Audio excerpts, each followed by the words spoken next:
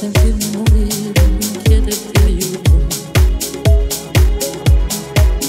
Io posso scordarti facendo ogni giorno una torta diversa. Io posso scordarti passando le ore a contarmi le dita. Mi posso stancare, arrivare alla notte più morta che viva. E poi nel mio letto confondere i sogni nel rosso del vino. Ce la farò